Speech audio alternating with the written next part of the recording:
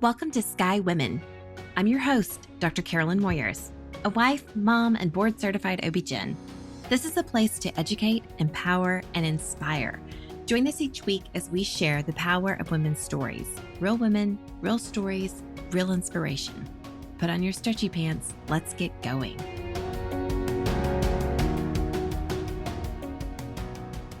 Welcome to Sky Women Podcast. Today we have a treat. Dr. Jill Krapf is with us. She is a board-certified OB-GYN specializing in female sexual pain disorders at the Center for Vulvovaginal Disorders in Washington, D.C.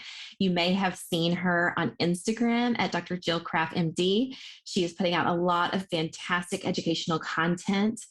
Dr. Krapf is active in research and has published chapters and peer-reviewed articles on vulvodynia and vulvar lichen sclerosis. She is an associate editor for the Medical Journal of Sexual Medicine, as well as for the textbook Female Sexual Pain Disorders. She is a fellow of the International Society for the Study of Women's Sexual Health, which we call ISWISH. And she is serving on the Education Committee and Social Media Committee this year. She is such a delight. Her information is so fantastic. I hope that you go and follow her now. Pause, go and follow her now. It's such great content. Welcome, Dr. Krapf. Thank you. Thank you for having me. This is such a pleasure. We've been in contact, multiple times through our journeys the last year or so, but it's so great to connect in this way. Yes, absolutely. And I'm so excited to bring your expertise to my audience, because just explain to us, like, your interest has always been kind of in sexual health, but then you were kind of the it gal for vulvar disorders. And so how did this come about? And how, if somebody else is listening and like, I'm an OB-GYN and I love this, how could they do that? Like, tell us what that looks like. I love it. The it girl. Wonderful. So basically what happened was, when I was a chief resident many years ago, about a decade ago, I scrubbed in on a surgery that I had never seen before. It was something called a vulvar vestibulectomy, basically removal of the vulvar vaginal tissue, the entrance to the vagina tissue called the vestibule. And it's done in a very specific circumstance for people that have pain in that area. It's not a very common procedure. It's not very well known. And there's a few handful of specialists around the country that really do this. And I happened to be scrubbed in with the person who did the second most in the world. And this is Dr. Andrew Goldstein. And so when I scrubbed into the surgery, he started telling me about vulvodynia and the conditions that he sees in his practice. And I was a resident about to graduate. I was about to start a new job and take care of women on my own. And I had never heard about half of these things. And so it was a real eye-opener for me. And I really didn't want to go out into the world without knowing about these conditions. And so I asked Dr. Goldstein if I could join him in the office just to kind of see what this was about. And I did. And I caught the bug. I loved it. And these women were so grateful. You were getting a look into their lives in a very unique way. It was basically all the reasons that I went into OB-GYN in the first place, but it was so specific, and he was so helpful to these patients that I really wanted to provide this service myself.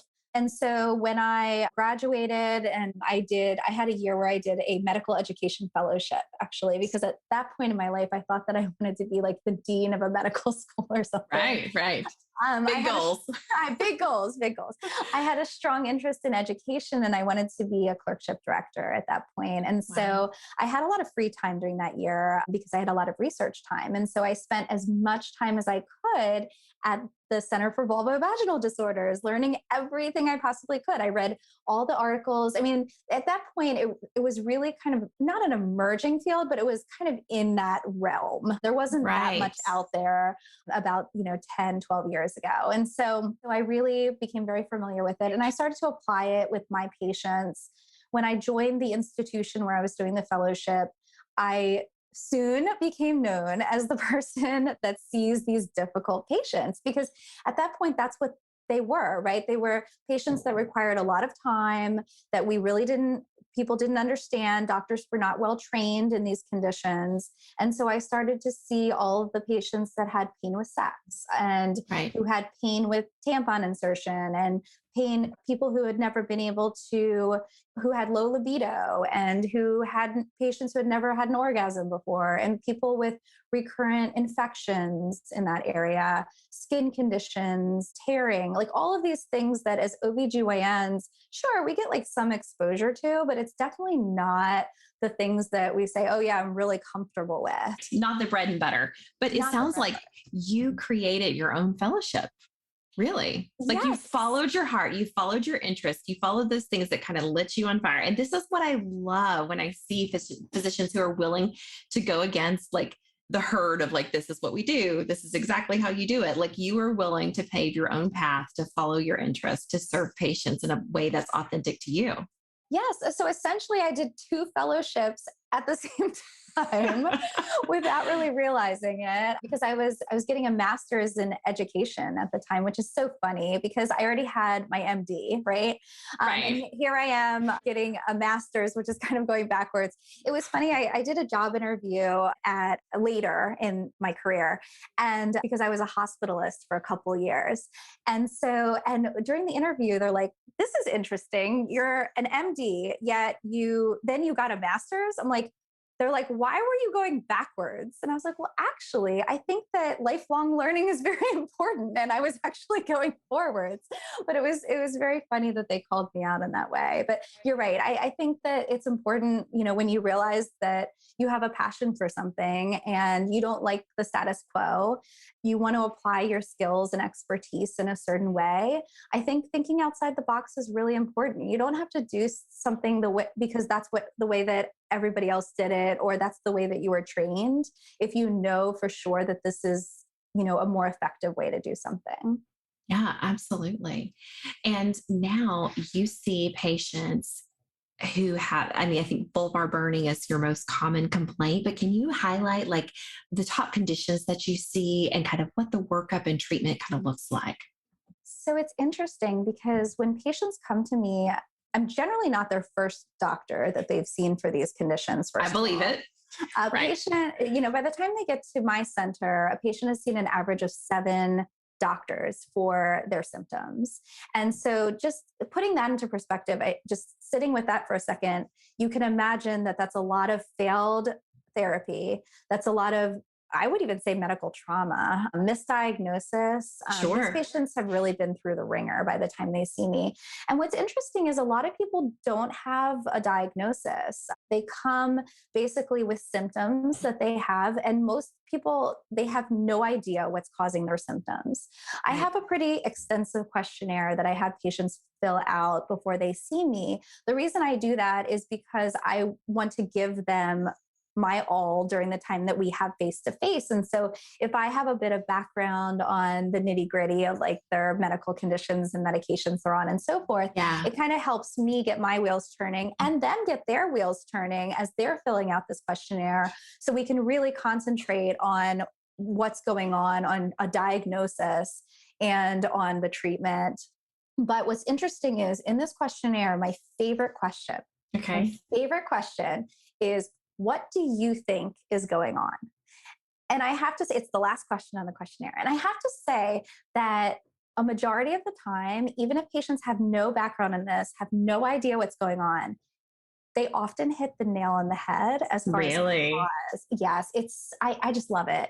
And it keeps me going. Like, it's like, I really want to educate people that are adult learners, right? I mean, that comes from my education background, and adult learners are motivated and they're thinking through things and they want to know things and they learn by experience. Yeah. And so it's funny, like how your past really ties into whatever you're doing. But to get back to your answer though, the main thing that I see that patients come in with is burning, rawness, discomfort, pain, however you want to term it, right? There's different ways that we describe what we're feeling. Most of my patients have been misdiagnosed in the past as having yeast infections without discharge, because that's what it feels like. Basically, the entrance area of their vagina, or that what we call the vulvar vestibule, which is right inside the labia minora. It's this small area about the size of a postage stamp. This area, for whatever reason, and I have the reasons, but for whatever reason, feels raw, feels dry, may tear, it's irritated, there's discomfort, there's rawness, there's burning, there's however you want to term it. And that's the main thing that people come to see me for. Right. Okay. And so what does your typical workup look like? Yeah, so I start with a history, like we all do, but my history is a bit more extensive because I'm really trying to diagnose someone with something that may not even have like a distinct diagnosis. So many of the patients that I see have what we call vulvodynia, and vulvodynia is a difficult term because it essentially means vulvar pain of unknown etiology, right? Odine was the little known Greek goddess of pain. And so adynia basically refers to an abnormal pain response. So allodynia, which you may have heard of if you have a medical background, means when something that you touch lightly that shouldn't cause pain causes pain. And so vulvodynia means pain of the vulva, which is the whole external female genitalia.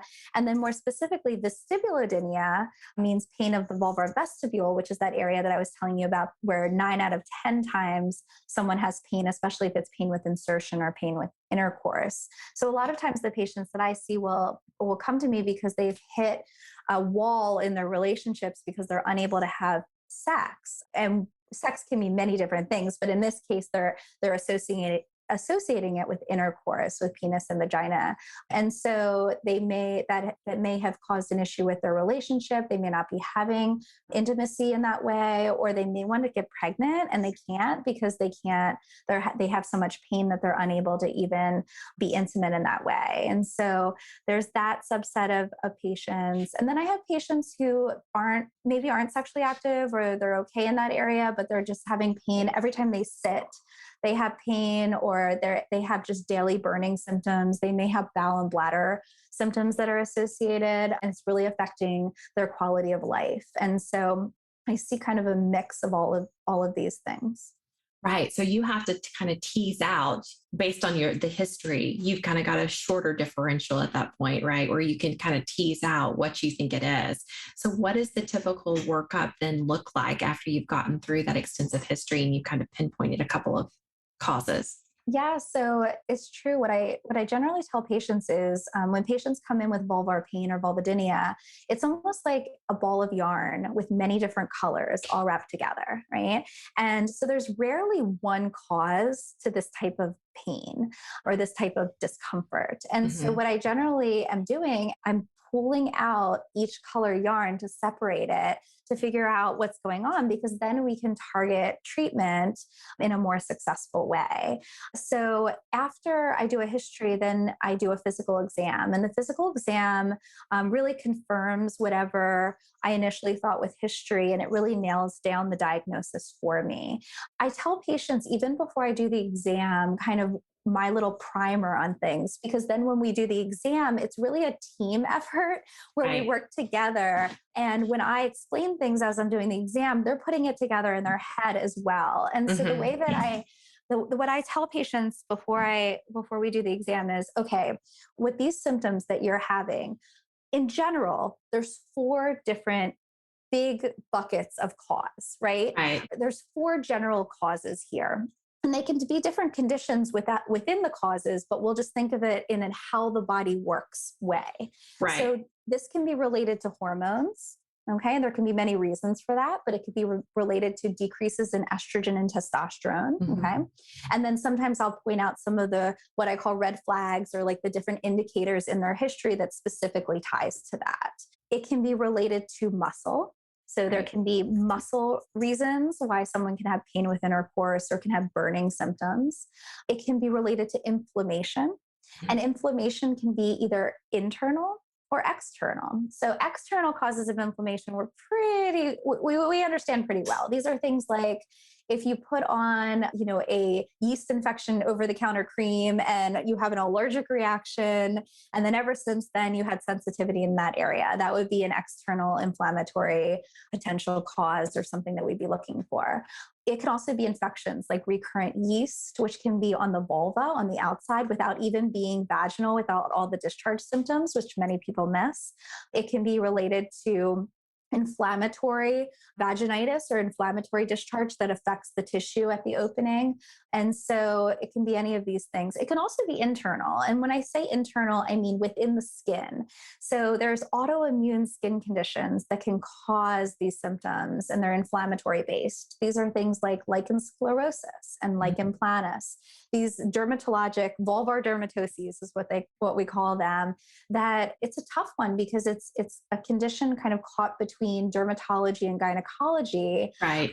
But these are some of the things I'm thinking in the inflammatory bucket.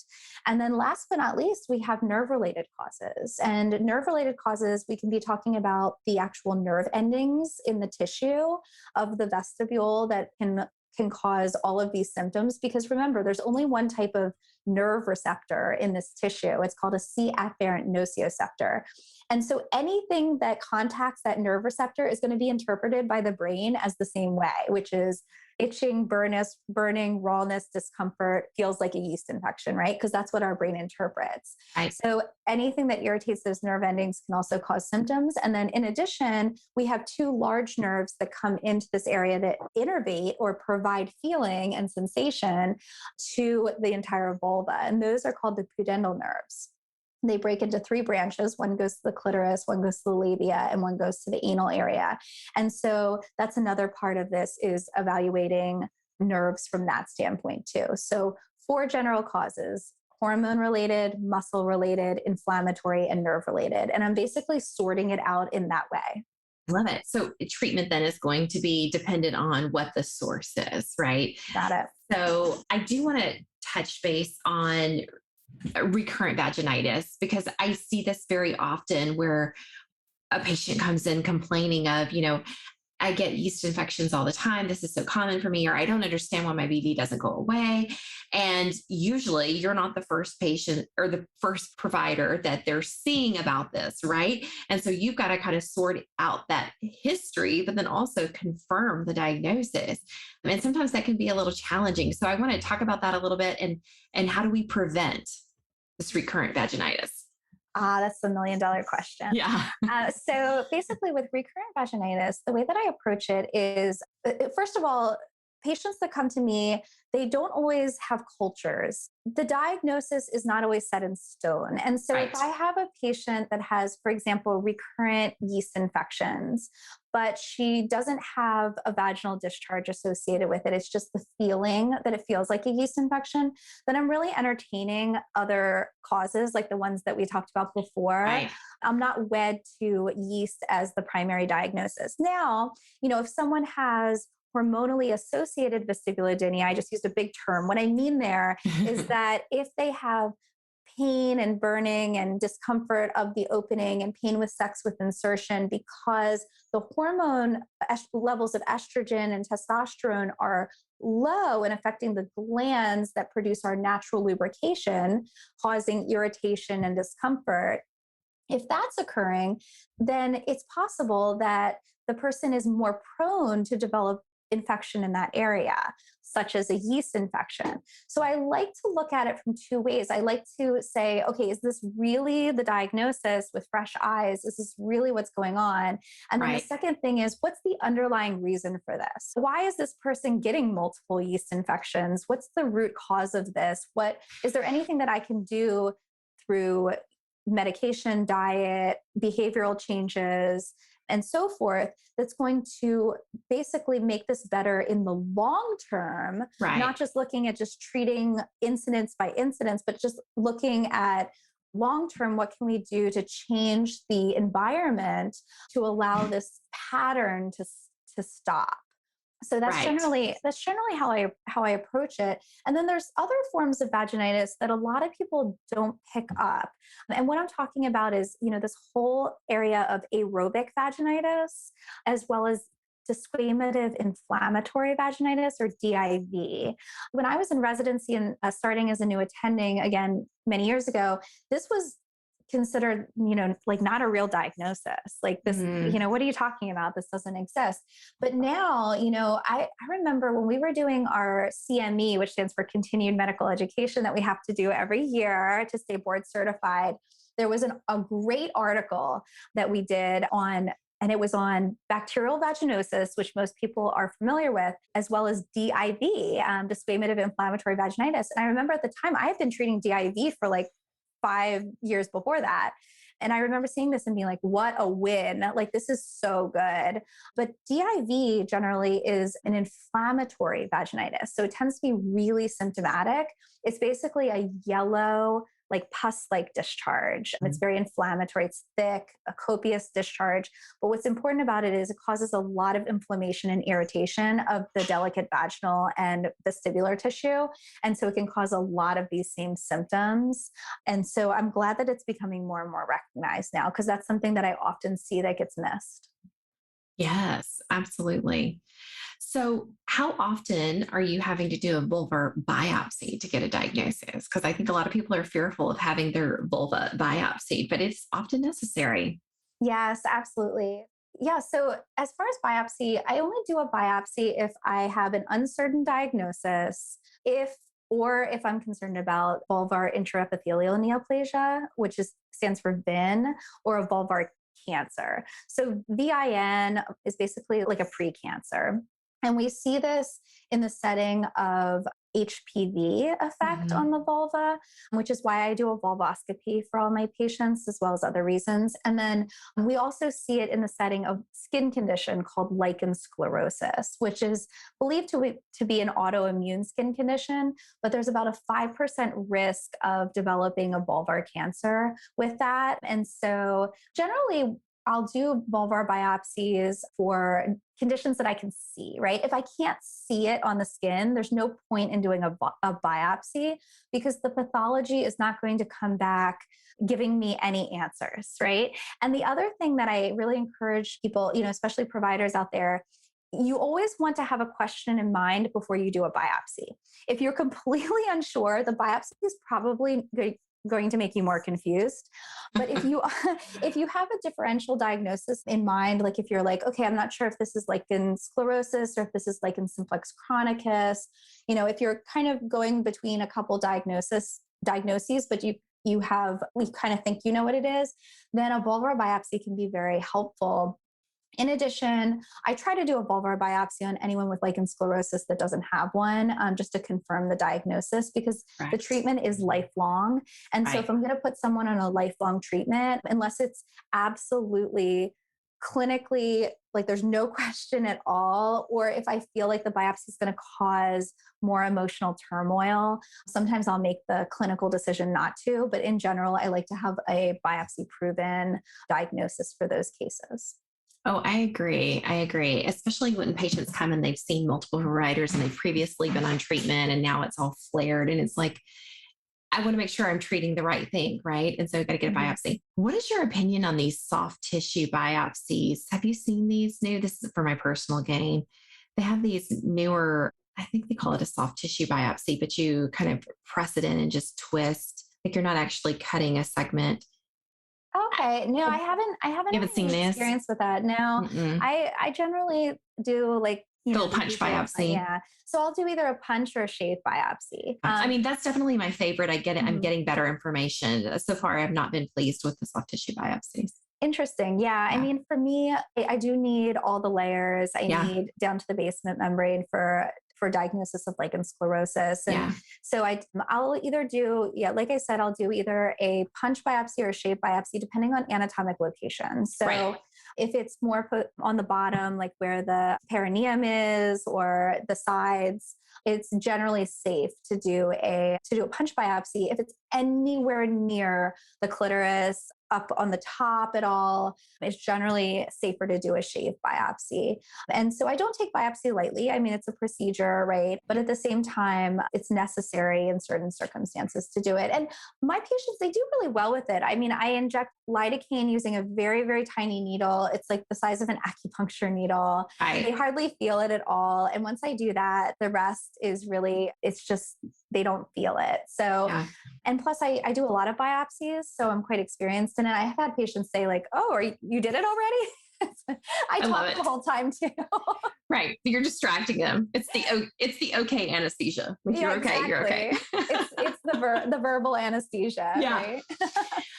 Okay. So tell us, if someone's not in the DC area, right, how can they find a vulvar specialist in their area?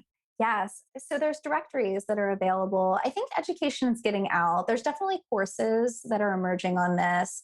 I'm directing a course that got unfortunately postponed due to COVID. It was supposed to be, oh my goodness, we've rescheduled it so many times. I can't even remember when it was originally supposed to be. But it's supposed to now be the summer of 2022. It's going to be in Washington, D.C. It's going to be put on by ISWISH, which is the International Society for the Study of Women's Sexual Health, which is like the premier organization on these topics. And so ISWISH actually has a fall course, which is phenomenal. The fall course goes over all areas of female sexual dysfunction. So it goes over arousal, desire, it goes over orgasm disorders as well as vulvar pain disorders. And so it's really comprehensive. And then this other course that I'm a part of planning is going to only focus on vulvar pain conditions. So fascinating. Yeah, so it's all the things that I do. And I think that these courses are really helpful because they're not only for MDs and DOs and not only for gynecologists, they're for urologists, family practice, pretty much anyone who is interested in doing this or sees patients that have these types of complaints. But it's also for nurse practitioners, midwives, anybody with a medical background that would like to kind of get into this field. Yeah. Mm-hmm. That's amazing. That's awesome. Yeah, the ISWISH courses are fantastic. Okay. But as far as other directories, ISWISH has a directory. In addition, the National Vulvodynia Association, nva.org, they have a directory of providers. If you have lichen sclerosis or you believe you do, there's a new directory through the Lichen Sclerosis Support Network. And there wasn't previously a directory for this. So this is a big win. So that's available as well. There's a lot of social media accounts that have a lot of resources. And so there's a resource guide called I believe it's called the Ultimate Vulvodynia Resource Guide. And it has all the information you would ever want. So that's a great resource as well. You could probably Google that and find that there. And then there's some pelvic floor physical therapy sites and advocates who have directories like Pelvic Guru. There's one through APTA, which is the American Physical Therapy Association. And then there's also one through Herman Wallace, which is Pelvic Rehab. So there's there's a ton of directories. You just kind of have to know where to look. And I would say, I wish it was more well distributed because I think the biggest message that I get, direct message through Instagram is, how do I find someone like you? Right. Right. And it's kind of hard because there's few people that are really doing this, but there are people that are doing this. There are people that are trained in it. It's like any other specialty. And my hope for the future is, as an OB-GYN, we have fellowships and we have specialists who do reproductive endocrinology and infertility, and we do urogynecology. A lot of urogynecologists are actually getting into this field, so a lot of them have additional training on this as well. But my hope is that someday, there's going to be a specialty recognized for sexual medicine and for sexual pain, and there will be fellowships available and training available in the future. Oh, that would be amazing. I know, that would be amazing. This is an area that is so underserved. And that's why on the podcast, we've had like Kelly Casperson on, and, we're really trying to open the doors to have these discussions around sexual female wellness. I mean, if men had these issues, I feel like there would be a lot more research dollars applied to this. So it's so good to see people doing the good work in this field.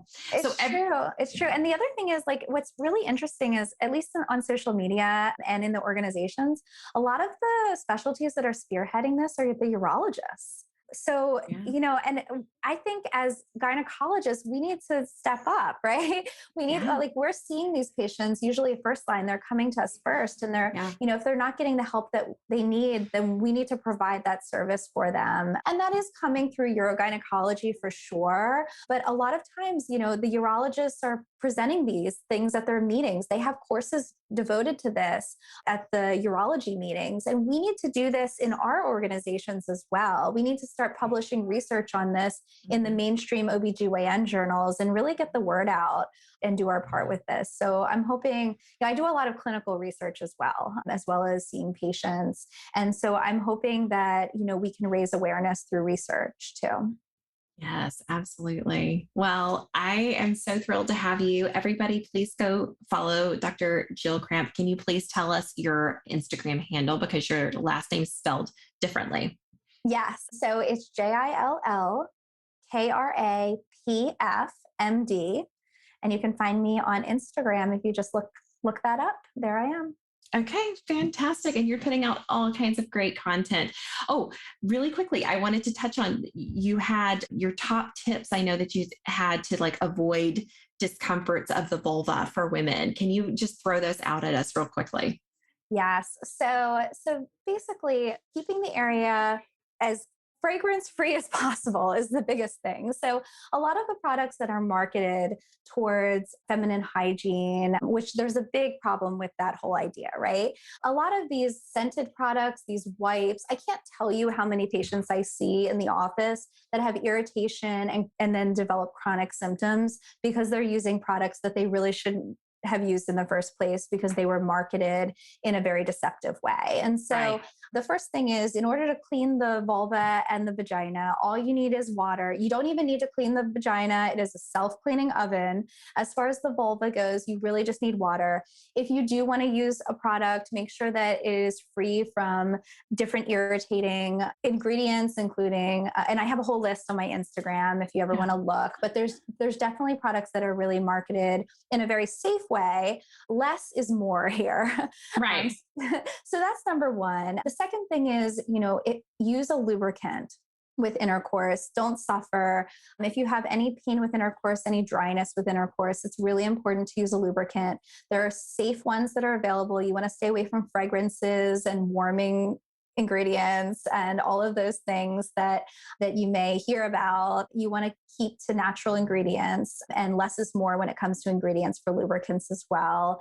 And then, the other thing is behavioral things, changing out of wet clothes, changing out of sweaty gym clothes, all of these things that, sometimes like they're common sense, but we don't always put everything together.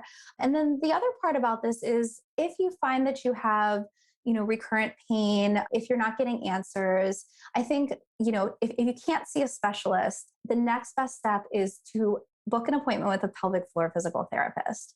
Because I find that a lot of times when pain goes into a chronic cycle, you really do have a muscle component involved. And oftentimes a pelvic floor physical therapist is in the know about the different providers to send you to if you do have a tissue issue. And so they can be a good referral source for if there is a hormonal thing going on, if there is a skin condition thing going on, they can take care of the pelvic floor, and then they can give you advice on who to see to take care of the additional components that are making up your vulvar pain condition. So these are probably my biggest takeaways. I love it. Yeah, excellent. And you heard it here, gals. You can go see a pelvic floor physical therapist. And if you're in the Dallas-Fort Worth area, we have plenty of fantastic pelvic floor physical therapists who are serving at Sky Women's Health. You can find Triggered PT, who are here with us now with Dr. Yenny. I am so happy to have you, Dr. Krapf. Thank you so much for joining us today. Thank you.